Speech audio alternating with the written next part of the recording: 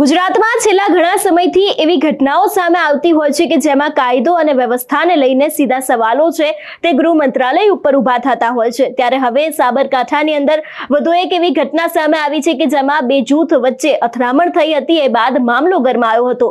સમગ્ર ઘટનાને લઈને વિગતે ચર્ચા કરવી છે કે આ બનાવ કેવી રીતે બન્યો હતો ને ખાસ કરીને કેમ જે રીતની અથડામણ થઈ હતી તેની પાછળનું કારણ શું છે। નમસ્કાર, હું હંસિની અને તમે જોઈ રહ્યા છો નિર્ભય ન્યૂઝ।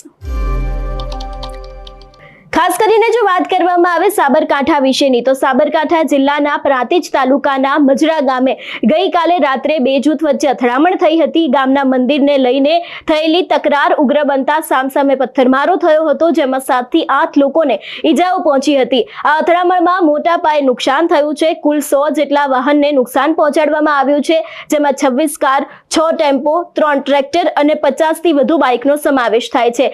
કેટલાક ઘરોના બારી અને બારણાના કાચ સહિત અન્ય વસ્તુઓને પણ નુકસાન થયું છે। એક કારને સળગાવી દેવામાં આવી છે તેવી પણ ઘટના છે। ખાસ કરીને ઘટનાની જાણ થતાં જ ત્યાંના જે સ્થાનિક પોલીસ છે એના સહિત જિલ્લા પોલીસ વડા, નાયબ પોલીસ અધિક્ષક, તેની સાથે એલસીબી અને એસઓજીની ટીમ છે એ પણ આ ગામે પહોંચી હતી ને હાલ આ મામલે ફરિયાદ નોંધવાની તજવીજ છે એ પણ ચાલી રહી છે। ખાસ કરીને જો વાત કરવામાં આવે કે બે જૂથ વચ્ચે સામસામે આવી જતા પહેલા ઉગ્ર બોલાચાલી થઈ હતી, બાદમાં પરિસ્થિતિ વણસી હતી અને અસામાજિક તત્વોએ લાકડીઓ વડે મારામારી કરી હતી। ત્યારબાદ ભારે પથ્થરમારો કર્યો હતો અને અનેક વાહનોમાં આગ ચંપી અને તોડફોડ કરી હતી।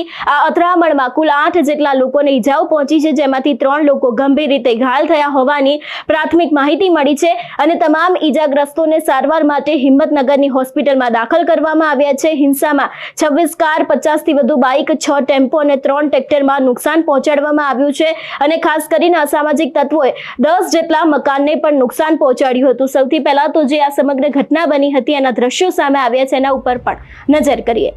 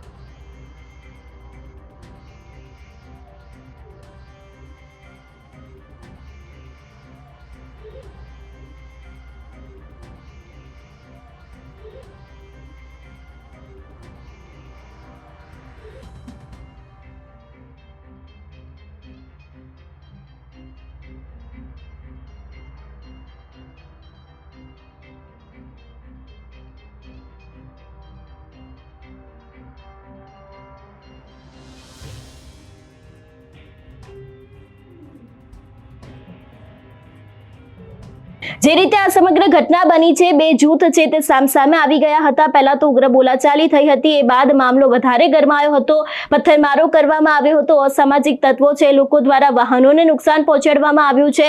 ઘણા બધા લોકોના જે ઘર છે એ ઘરને, મકાનને પણ નુકસાન પહોંચાડવામાં આવ્યું છે। ખાસ કરીને વાહનોમાં લાગેલી આગને કાબૂમાં લેવા માટે ફાયર વિભાગ ઘટના સ્થળે પહોંચ્યું હતું અને ઘટનાની જાણ થતાં જ સ્થાનિક પોલીસ છે એ પણ ત્યાં તાત્કાલિક ધોરણે પહોંચી ગઈ હતી અને ઘણા બધા ઉચ્ચ અધિકારીઓ છે લોકો પણ ઘટના સ્થળે દોડી આવ્યા હતા અને પરિસ્થિતિ ઉપર કાબુ મેળવ્યો હતો। ત્યારે ખાસ કરીને રાજ્યના નવા મંત્રીમંડળના શપથ ગ્રહણ બાદની રાત અને તહેવારોના સમયે જ સાબરકાંઠા જિલ્લાના પ્રાંતિજ તાલુકાના આજે ગામમાં બે જૂથ વચ્ચે હિંસક અથડામણ ફાટી નીકળતા લોકોમાં ભારે ગભરાટ અને તંગદિલીનો માહોલ ફેલાયો છે અને પોલીસે હાલ સમગ્ર મજરા ગામમાં ચુસ્ત પોલીસ બંદોબસ્ત ખડકી દીધો છે અને રાઉન્ડ ધ ક્લોક પેટ્રોલિંગ પણ શરૂ કરી દીધું છે અને પ્રાંતિજ પોલીસે આ બંને મામલે બંને પક્ષ તરફથી ફરિયાદ નોંધવાની તજવીજ છે તેને શરૂ કરી દીધી છે અને સીસીટીવી ફૂટેજના આધારે અનેક ફરાર શખ્સો છે એ લોકોની શોધખોળ છે એ પણ ક્યાંક ને ક્યાંક શરૂ કરવામાં આવી છે। એટલે ખાસ કરીને જે રીતે અત્યારે હાલ માહિતી સામે આવી રહી છે એ પ્રમાણે કે સાબરકાંઠાની અંદર જે બે જૂથ વચ્ચે